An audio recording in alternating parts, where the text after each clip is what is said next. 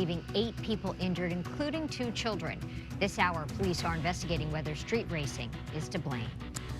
Rapper Jay-Z now being named in a lawsuit claiming he and Sean Diddy Combs sexually assaulted a 13-year-old girl more than 20 years ago. See how he's now responding to the allegations. The weather may be calm now, but that will change in the coming hours. Officials warning people to brace for potentially damaging winds that could result in power outages.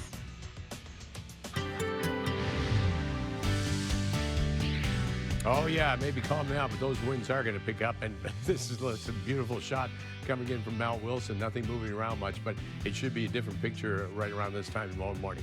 Winds picking up later on this afternoon, all the way overnight tonight into tomorrow, and dying down on Wednesday.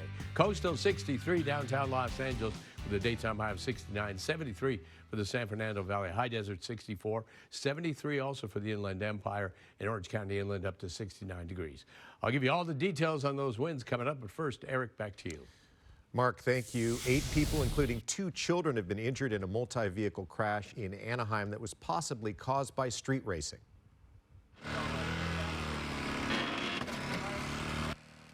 Firefighters had to use the jaws of life to pry a door off one of the mangled cars to get the driver out. The crash happened around 10:40 last night at Harbor Boulevard and La Palma Avenue. A woman was making a left turn at that intersection when her SUV was struck by 2 BMWs, sending her to the hospital in critical condition. The 2 BMWs were southbound on Harbor Boulevard at a high rate of speed, according to witnesses. And the white SUV you see behind me was northbound, possibly making a left turn onto Victor Avenue. A security camera in the neighborhood caught a portion of the crash. The conditions of others who were injured, that is not known. Police are investigating whether the BMWs were racing. New this morning, hip-hop mogul Jay-Z is denying a lawsuit claiming he and Sean Diddy Combs raped a 13-year-old girl back in the year 2000. The lawsuit was amended over the weekend to include Jay-Z's name. KTLA's Jacqueline Sarkeesian live now in the newsroom with the details. Jacqueline, good morning. Hi, Jessica. Good morning to you as well. The billionaire rapper is denying all allegations and calling the lawsuit blackmail. He says he and his wife, Beyonce, will now have to sit down with their children and explain to them what's happening. The lawsuit, which was originally filed back in October, was refiled yesterday to include Jay-Z as a defendant. The woman, who's identified as Jane Doe, says she was 13 years old at the time of the assault. It happened at an after party following the MTV Video Music Awards back in 2000. She went without a ticket and ended up speaking to a limo driver for Sean Diddy Combs, who told her about the party. The accuser is alleging she started to feel woozy after consuming a drink at the party and wandered into a nearby bedroom. She says Jay-Z raped her first, then Combs. According to the amended lawsuit, the woman says she hit Combs and ran out of the party. Jay-Z denying the allegations. He issued this statement through his entertainment company Roc Nation, calling those accusations, quote, heinous and urging a criminal complaint be filed instead of a civil one. He went on to say, quote, my only heartbreak is for my family.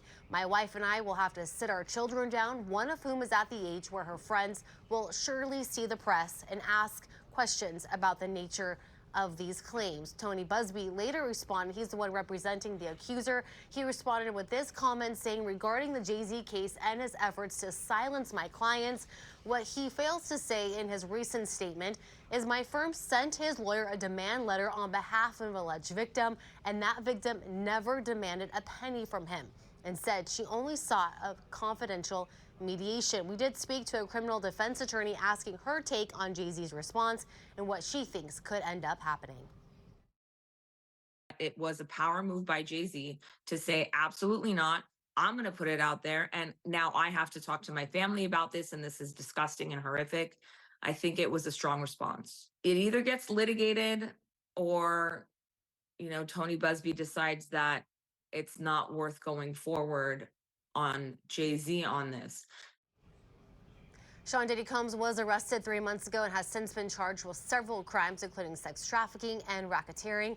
He's pleaded not guilty, currently being held in a New York prison. Reporting from the newsroom, Jacqueline Sarkeesian. Eric, back to you in the studio.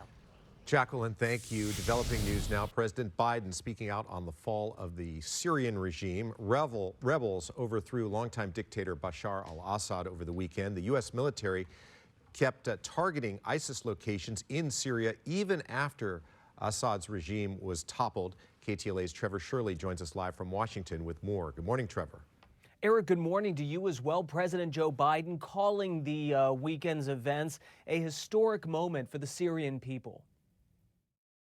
The White House is hoping for a peaceful transfer of power to a new Syrian government, despite concern over Syria's next chapter. As we all turn to the question of what comes next, the United States will work with our partners and the stakeholders in Syria to help them seize an opportunity to manage the risks. The stunning and swift collapse of the Syrian regime came quickly as Islamist rebel forces overran the Syrian capital of Damascus this weekend. I think the entire international community was surprised to see that the opposition forces moved as quickly as they did. Syrian dictator Bashar al-Assad fled the country, likely to Russia, after his family ruled Syria with an iron fist for 50 years. As this unfolds, there's a potential that elements in the area, such as ISIS, could try to take advantage of this opportunity and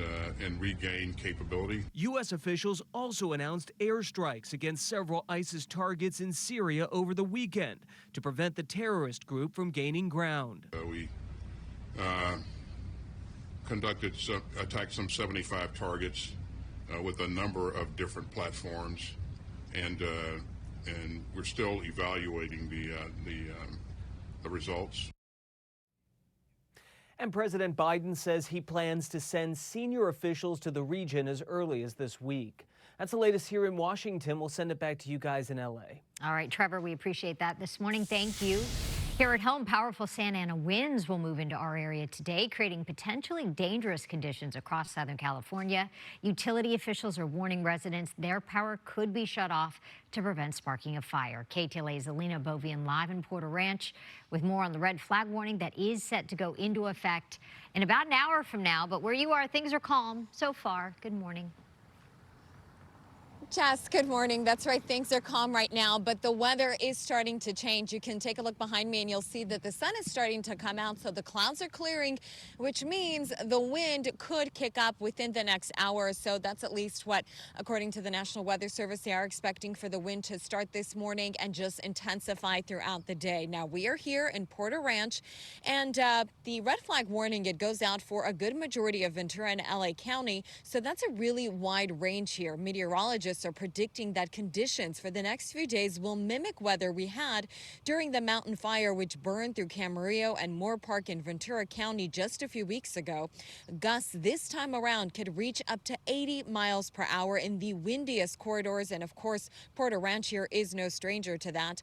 The red flag warning has been issued for the San Gabriel Mountains, Santa Clarita Valley, Santa Monica Mountains, and the western San Fernando Valley from 10 o'clock tonight until 6 o'clock Wednesday evening. There is also a red flag warning for the foothill areas, Malibu Coast, in effect until starting 2 o'clock today, until 2 o'clock Wednesday, and a red flag warning for the I-5 corridor, eastern San Fernando Valley and San Gabriel Valley from 10 this morning until 6 o'clock Wednesday evening. The National Weather Service is advising residents who live near these windy areas to be prepared to evacuate. Also, keep in mind anything you have outside that could be blown away because of the wind. Make sure you either bring it inside or tie it down. And another thing to mention, SoCal Edison is also warning residents to plan ahead for possible power outages. It's always scary because a few years back we were evacuated. So whenever we get those winds, we're like weary, you know. Yeah. What are you doing to prepare? Well, after the last evacuation, we had all our photos, all our emergency stuff, paperwork. It's all in one place now. Before, it was chaos. So I learned my lesson. You're organized now. Organized, very organized, yeah.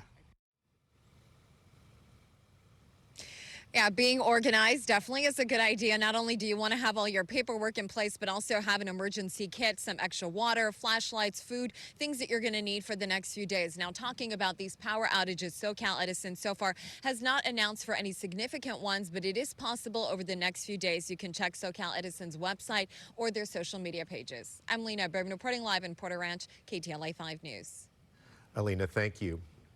Seems kind of late in the year to be having Santa Ana winds, right? Yeah, the season usually ends like around November, October or November. Shouldn't we be getting some rain or something? Yeah, some snow possibly, some rain. No, it's been a very dry November, November, December so far. So, and now it's going to be drier, even at least for the next 7 days, with of course those strong winds for the next 48 hours. Temperature right now 57 degrees. It's about 2 degrees cooler than it was yesterday at this time, and the winds 6 miles per